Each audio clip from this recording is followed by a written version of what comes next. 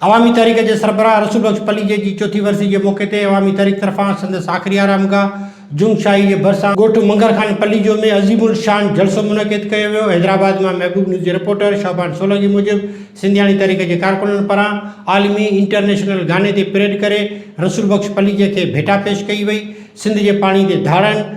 सिंध में लखें गैर मुल्कनि जी ॿोॾ आणे सिंधियुनि खां संदनि धरती फुरे, सिंध में नओं इसराइल ठाहिण जी साज़िश ख़िलाफ़ ऐं सिंध जो क़ौमी वसीलनि जी मालिकी तोड़े पोरियत अवाम जे हक़ हुक्मरानी जी हासिलात लाइ रसूल बख्श पलीजे जी शुरू कयल जिदोजहद खे जारी रखण जो अज़म खणी लखें माण्हुनि, औरतुनि, ॿारनि, मज़दूरनि, हारियुनि, शागिर्दनि, अदीबनि, सहाफ़ियुनि ऐं मुख़्तलिफ़ सियासी समाजी अॻवाननि संदसि आख़िरी आरामगाह ते पहुची खेसि क़ौमी ऐं इनक़लाबी गीतनि जी गूंज सां सलामी ॾिनी।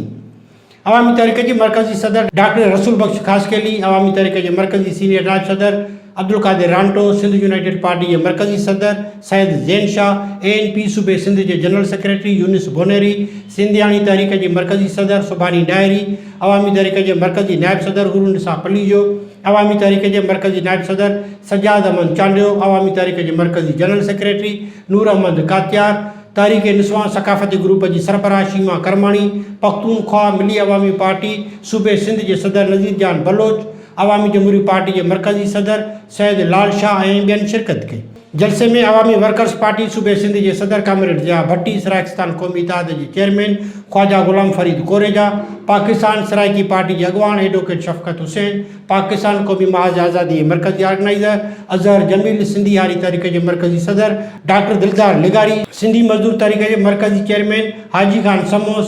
सिंधी शागिर्द तहरीक के मरकज़ी सदर आतिफ मल्ला ऐं ॿियनि पिणु शिरकत कई। जलसे आम में सिंधी गर्ल्स स्टूडेंट तहरीक की छोकिरियुनि ऐं सुजागबार तहरीक के ॿारनि परेड की सूरत में पंहिंजे क़ाइदे खे सलामी पेश कई। क़ौमी राजी सोढो जोगी, दयाल सहराई यानी सारंग, सिंधू मल्ला ऐं ॿियनि क़ौमी गीत पेश करे माहौल खे पुरजोश बणाए छॾियो। इन सां गॾु सिंधी गर्ल्स स्टूडेंट्स तहरीक जी छोकिरियुनि ऐं सिंधियाणी सकाफ़ती ग्रुपनि तरफ़ां क़ौमी गीतनि ते टेबलोज़ पिणु पेश कया विया।